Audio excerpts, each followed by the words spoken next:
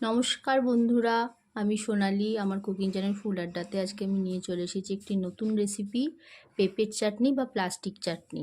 চলুন দেখে নিই কীভাবে বানাতে হয় রেসিপিটি। আমি একটা ছোট পেঁপে, মাঝারি সাইজ বা ছোট একটু পেঁপে, হাফ পেঁপে এখানে কুড়ে রেখেছি গ্রেটার দিয়ে। আর এখানে আমি 500 চিনি নিয়েছি। এই চাটনিটা করতে চিনিটা একটু বেশি লাগে, তো চিনিটা আমি প্রথমে কড়াইতে দিয়ে দিলাম। এবারে চিনির মধ্যে আমি 1 বাটি জল দিয়ে দিচ্ছি। খুব বেশি জল দেওয়ার দরকার নেই, তাহলে অনেকক্ষণ সময় লাগবে ফুটতে। 1 বাটি জল আমি দিয়ে দিলাম। এবারে যতক্ষণ এটা না ফুটছে ততক্ষণ পর্যন্ত আমাদের অপেক্ষা করতে হবে। দেখুন চিনিটা গলে গেছে। এবারে আমি এই কোরানো পেঁপেগুলো দিয়ে দিচ্ছি। আমি পেঁপেগুলোকে 1 ঘন্টা আগে জলে ভিজিয়ে রেখেছিলাম গ্রেট করার পর। তাহলে কি হয়, পেঁপের যে কষটা থাকে সেটা কিন্তু অনেকটা কেটে যায়। পেঁপেটা ভাজবার বা কিচ্ছু করবার দরকার নেই, শুধু কেটে এরকম ভিজিয়ে রাখবেন একটু সামান্য নুন দিয়ে। তারপরে চিনিটা ফুটিয়ে এখানে চিনির মধ্যে দিয়ে দেবেন, চিনি রসের মধ্যে। এবারে এটা সেদ্ধ হওয়া পর্যন্ত আমাদের অপেক্ষা করতে হবে। মাঝে মাঝে একটু নেড়ে দেবো। 10 মিনিট ফুটেছে। 10 মিনিট ফোটার পরে এতটা সেদ্ধ হয়েছে দেখুন।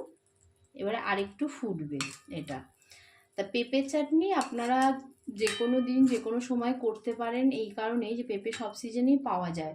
ধরুন আমের চাটনি বা পেঁপে টমেটোর চাটনি করতে গেলে তখন একটা সিজন লাগে, কিন্তু পেঁপের চাটনিটা এমনই যে কোনো সিজনেই আপনি করে ফেলতে পারবেন বাড়িতে, এবং মাত্র কয়েকটা উপকরণই লাগবে, কম উপকরণে এটা করা যায়।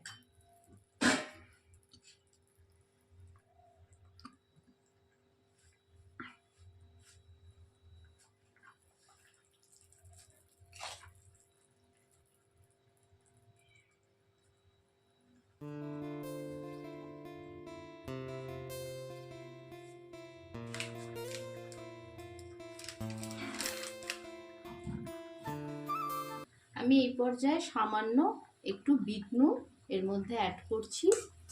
এমনি নুন দিয়ে যেহেতু ভিজিয়ে রেখেছিলাম পেঁপেটা, সেই জন্য এই নুন আর দিলাম না।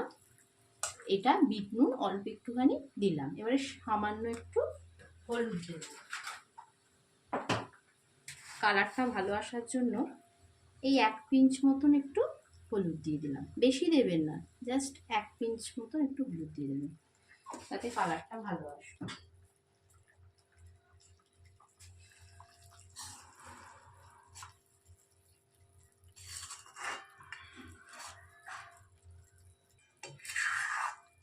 দেখুন অনেকটা ঘন হয়ে এসছে, এটা প্রায় হয়ে এসছে। আমি এইভাবে কেটেছি, আপনারা আপনাদের মতো অন্য প্লাস্টিক চাটনি যেরকমভাবে কাটে সেরকমভাবেও কাটতে পারেন। আমি এইভাবে গ্রেট করে নিয়ে কেটেছিলাম। আমি এই পর্যায়ে এবারে 2টো লেবু, পাতি লেবুর রস তৈরি করে রেখেছিলাম, সেটা এর মধ্যে মিশিয়ে দিচ্ছি। এই লেবুর রসটা কিন্তু অবশ্যই দেবেন, না হলে কিন্তু পেঁপের চাটনিতে কোনো স্বাদ আসবে না। এই লেবুর রসটা দিলে খুব সুন্দর একটা গন্ধ বেরোবে। দেখুন পেঁপের চাটনি একেবারেই রেডি। এবারে আমি নামিয়ে নেব।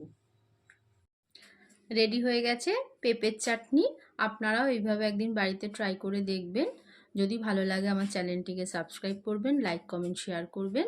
দেখা হবে পরবর্তী ভিডিওতে। ধন্যবাদ।